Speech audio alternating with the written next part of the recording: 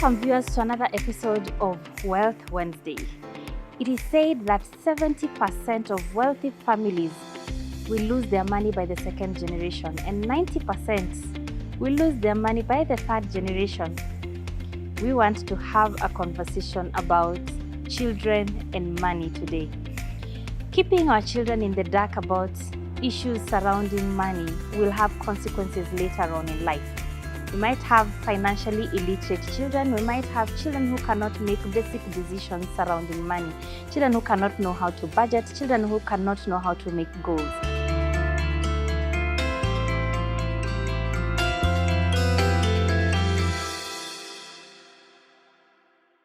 So today we want to talk about that with a very special guest, and I'll allow him to introduce himself. Thank you. Thank you very much, Angela. My name is John Kennedy Monyoncho. Of course, I use the name Ken Monyoncho. It's easier for everyone else. I'm a director at Enwealth Financial Services Limited. We've been here for the last 11 years, and we are truly grateful to God for having given us the ability to be where we are. Apart from that, I'm married to Dr. Rachel Monyoncho. We've got 2 grown-up daughters and 2 sons-in-law. Anything more you want to hear? No. I mean, clearly, you have been through the parenting situation. Yes. I'm waiting for the grandchildren. I think I can help my children to how to train the grandchildren. How to manage their money. Yes. And I mean, this is such an important topic. Why is it that people run away from it? Why is it that we don't openly sit down and have open discussions with our children? Well, first, let me congratulate you for bringing this issue of teaching our children finance. Yeah. I've not heard of it. There's only one person who has attempted to respond on how to train our children to learn about money. Yes. Okay.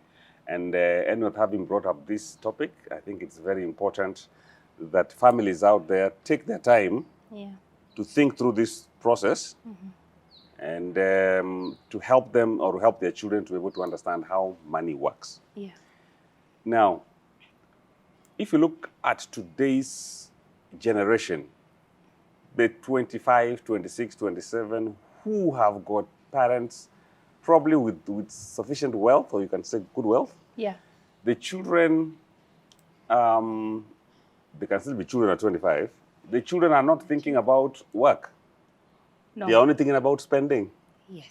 Okay? Yes. They want quick money, however it comes. Yeah. Because they don't understand how money comes, how money is built. Yes. So they just want to get it and spend it. And how do you get it? By any means. Can be corrupt means. And many young men nowadays, I think they just look at their examples or their models. And the models themselves don't seem to be valuing work. They seem to be valuing enjoying now.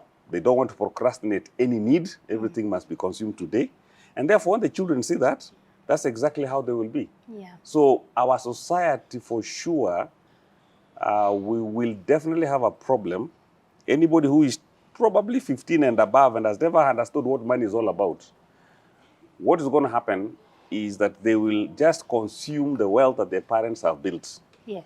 That's why probably in Kenya, I can say yes with confidence, something like transgenerational wealth does not exist. Because I will make the money, my children will spend my money, their children will start from scratch. In fact, they'll be beggars, more or less like beggars, and they'll work very hard to make the money.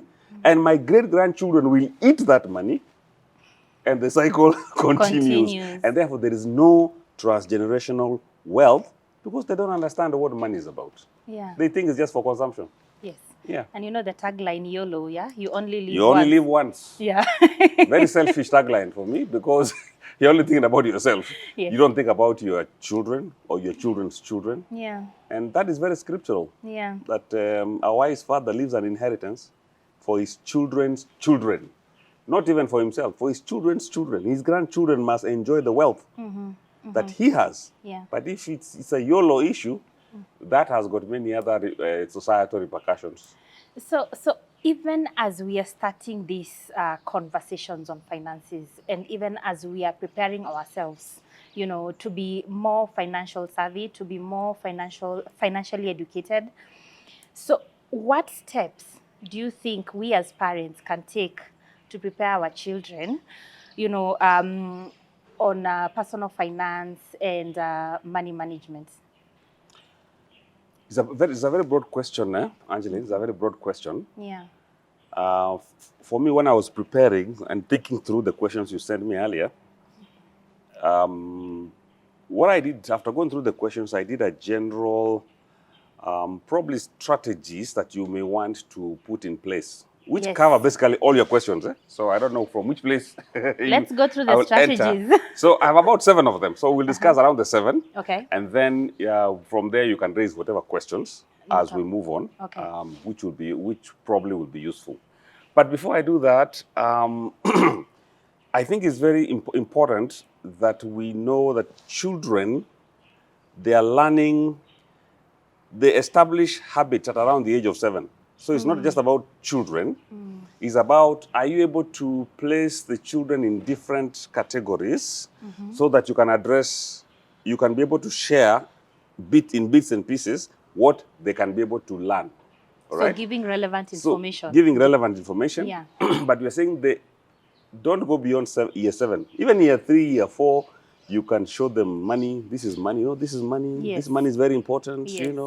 You know what to do with this money? Come, I show you. I Yeah. take you to the shop. Yes. Those are for the young ones now. Yeah. Because they want to know, where do you get bread from? Where do you Yes. get toys from? Where do you Yes. get, food from? Yeah. So that they understand that food or milk doesn't come from, okay, fine, it comes from the packet, as they say. But Comes from the fridge. But it comes- You yeah. open the fridge and there's milk. and there's milk. But how Yeah. did it get to the fridge? They need to be able to understand Yes. how that happens. The process. So probably it may pay for you to differentiate. Maybe pre-unit kindergarten kids.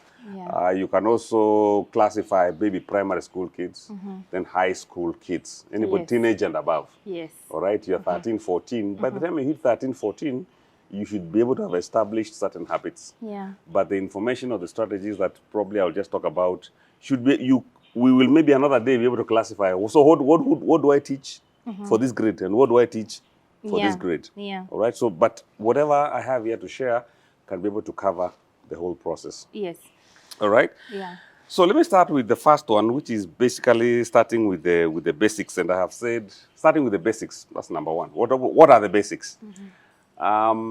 Counting sounds very simple. 1, 2, 3. But they need to count the shillings and the cents. What is a shilling and what is a note? What can it do? Yeah. All right? What's the difference? What is, so that they're able to note that this is what money is all about, first of all. So number 1, they need to understand the purchasing power. Hey, that's very far. We haven't gone That's to the very purchasing far. part. No, Okay. the basics, just So the basics. just learn how to count. Just learn what Basic money is. counting. Go shopping with them. Yes.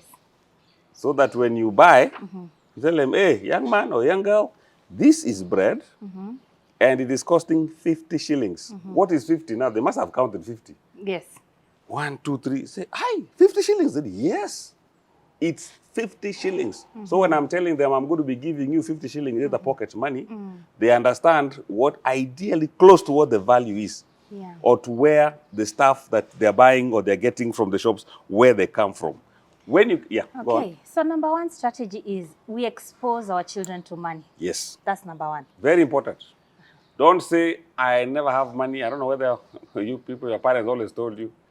Dad, I need a pair of shoes. I have no money. I don't have money. Mom, I need a new dress. I have no money. The only language was, they have no money. And a question pops up, yeah? Yes. When, we normally say our tongues are powerful. So every time you say, I have no money, I have no money, money has ears, yeah? Oh, yes. In fact, it's not just money. The words you speak are life until you kill them yourself.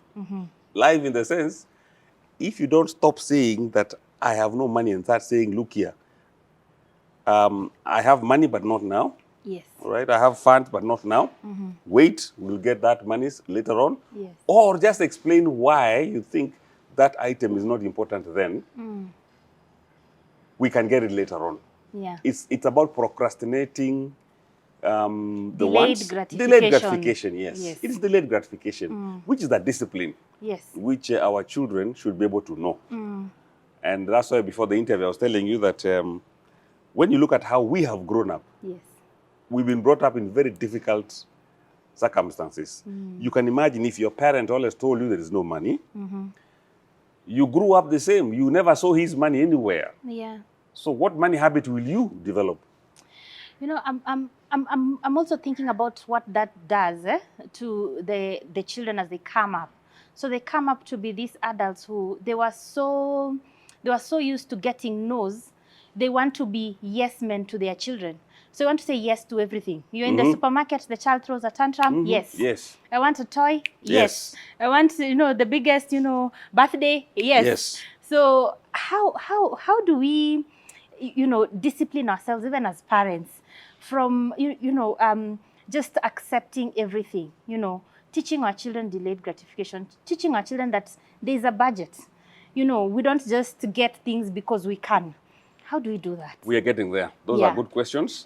We are getting there, and we will respond to all of them. Yes. So the first thing is just the basics. Just get your children to understand that money, even if you don't have money to spend on wants, all of us, even if you want 10,000 shillings, your children should know that you want 10,000 shillings. Yes. Your child should understand that why we're living here is because we earn less. Yes. They should know that it is possible to move from here to another place if we earn more.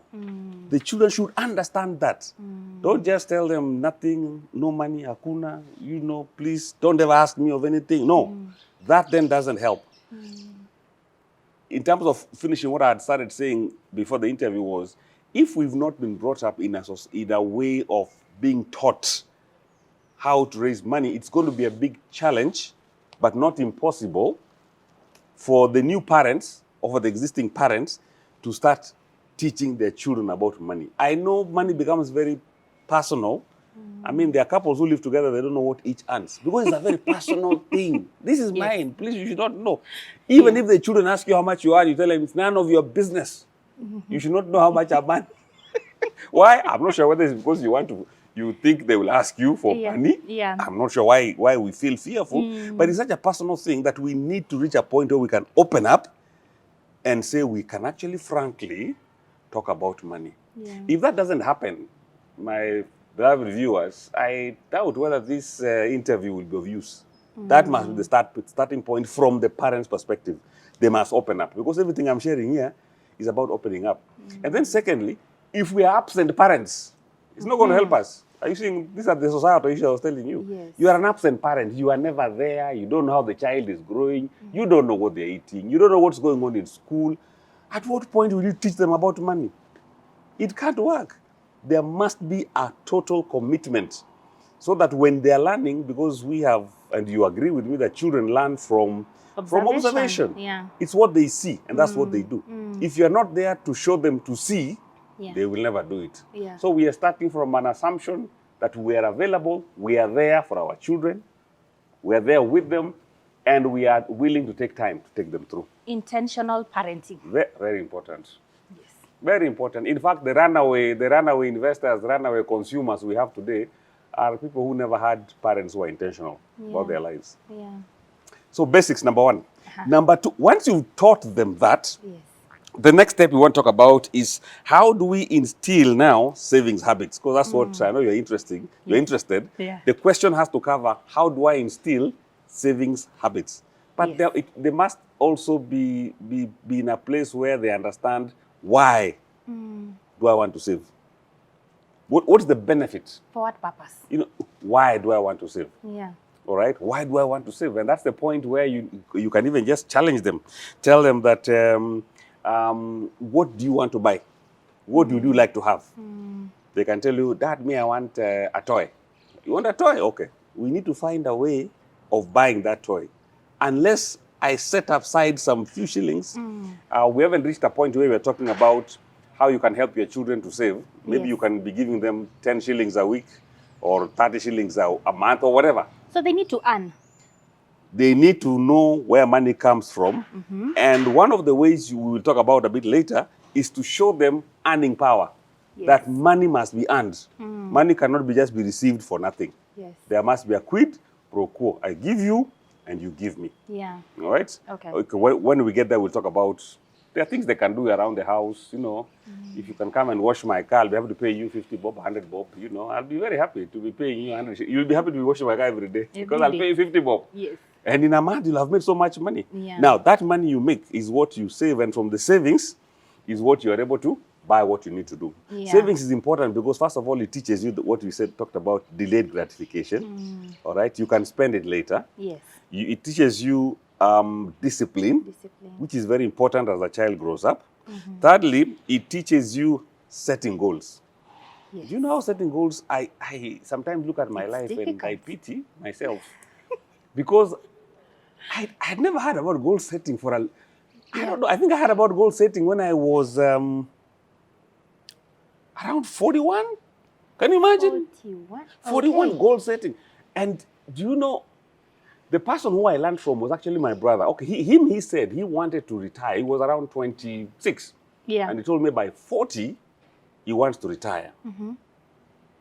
Now, I said, okay, by 40, you want to retire. So what does that mean? And because he was working for an insurance firm, it was easy for him to set targets because in the insurance firm, you're taught goal setting. Yes.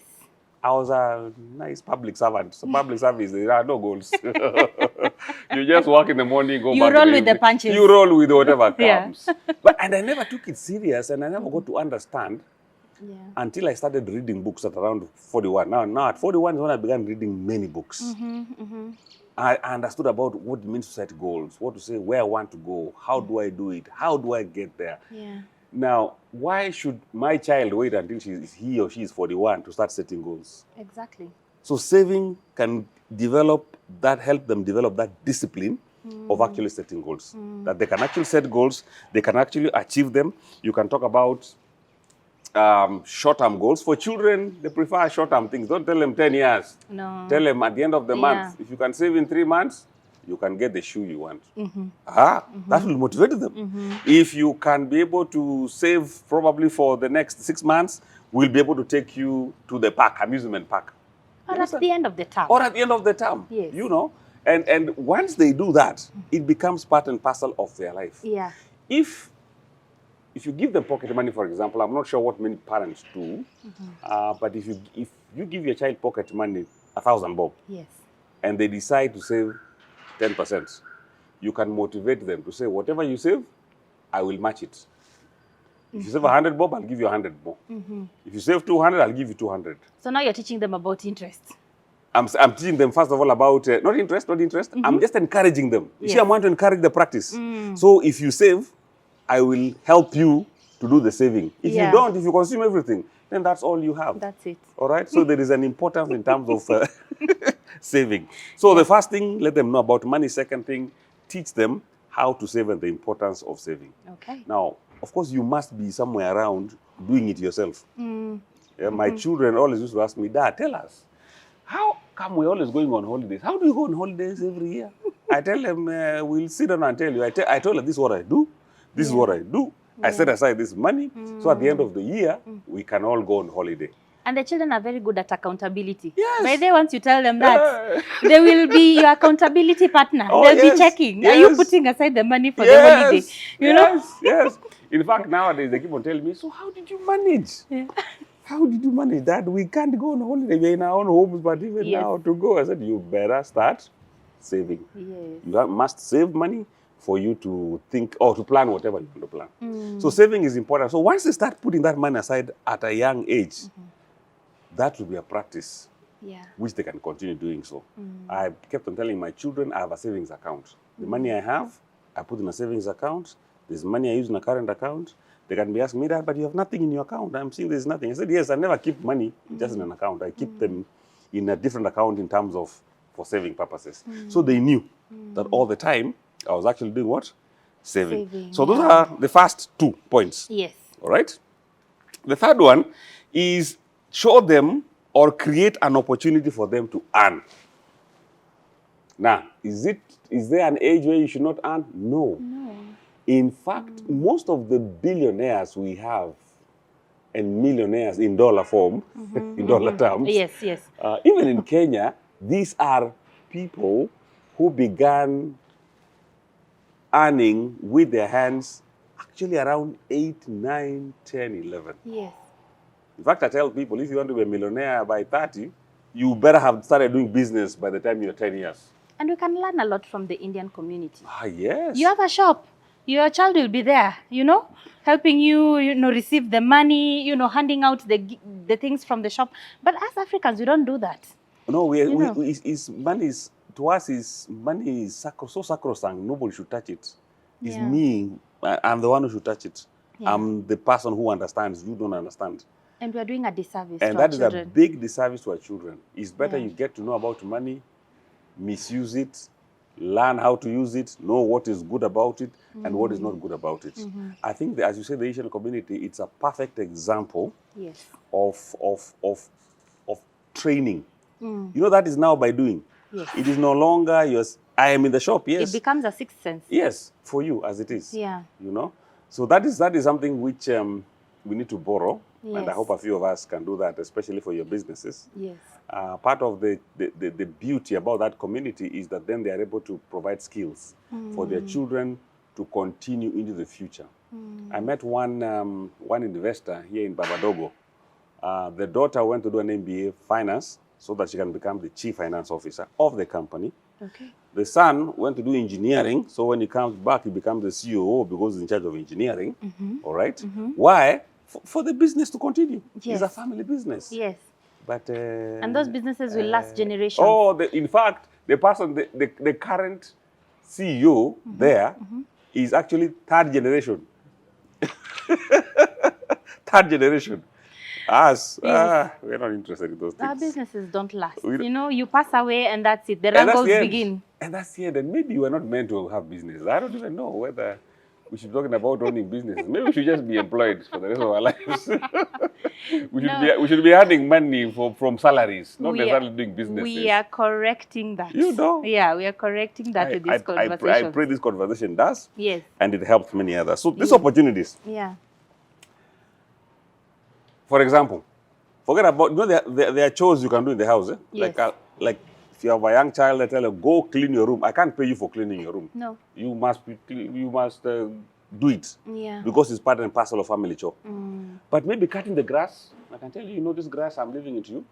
Be cutting this lawn is your business. And every week or every time you cut the lawn, you have 300 shillings. This person will be very serious. Yes. Every morning when you wake up, please wash my car. Instead of paying the person outside there to pay 300 shillings, I'll pay you 100. Wash my car nicely. Yeah. And learn how cars are washed and cleaned. Yes. You see, today, by the way, me, I wash my own car. When I have time, I wash. Why? Because I used to wash our dad's car for free. That's the only problem. Yours, you're not even earning. It was for free. Yes. We see that tunalipa fees. Wash a guy, kill us. Yeah. But today you can motivate your children. Yes. Tell them, please wash my car and I'm paying 50 shillings every time. Yeah. Let them know that money must be earned. I can't be giving you free money. At every week I'm giving you an allowance of 300 shillings. Why? For what? And I read somewhere that children are born natural helpers. They are born with an inherent need to just help. Yeah? Yes. So when they're small, when they're toddlers, they see you doing something, they want to come and join in. Yes. And they don't have the dexterity and whatnot, Yes. and the coordination to enable them to do it. But so you find most of us, you're like, no, go away, go sit over there. Go away. So we are instilling that of, no, you're not needed. No, you go sit over there. This is for someone else. So I think also, even for parents, you take it from the time they're small, yeah? That is Incorporate them. When you're taking those clothes to the laundry, let them carry some. When you're cooking, let them give you the ingredients and you develop a habit, yeah? That's true. They develop that habit. Even when they're grown, they just know, I'm supposed to help. Yes. Yeah, helping is there. Very correct. Yeah. In fact, that is part of the involving them. Yeah. They can make those mistakes, but involve them so that at least their desire to assist and their desire to help does not go to waste. So it's part and parcel of that process. There's work that they can help. There's one that you can show them that you can make money. You can help them also. I mean, they're young men. If you're teenagers, you can, look for holiday jobs or wherever it is, just to assist, volunteer roles. Show them that money only comes once you work for it. Once you work for it. money is earned. That will teach them not to be receiving free money. And if they do, they must ask the questions. Why? Hii pesa ni ya nini? Ni ya nini? Because there are those who get money in their account, they don't ask a question. Only later to be told that we had wired money into your account and you are supposed to have done this. The fact that you have spent it, it means you agreed. Yes. It means you agreed. So it helps them to be able to do that. So show them opportunities. Teach them opportunities. Tell them you can do this. You can cut grass. You can, make the lawn. You can, whatever work that you feel. If you said I would have paid somebody else to do this, why don't you give your child the first opportunity for them to learn how money is earned. Yes. And that money doesn't come easy. Money comes, it's very difficult to get that money. And therefore learning how to make it. I hope you have enjoyed the first part of this conversation about money and our children. Please let us know what your thoughts are. Engage with us in the comment section and look out for the next part next week on the same topic on money and children. So remember to like, share, subscribe, and we want to hear from you. Engage with us in the comment section. Go to our social media pages. We are on Instagram, Twitter, Facebook. Talk to us. Tell us what you think. We want to hear from you. Till next time. Goodbye.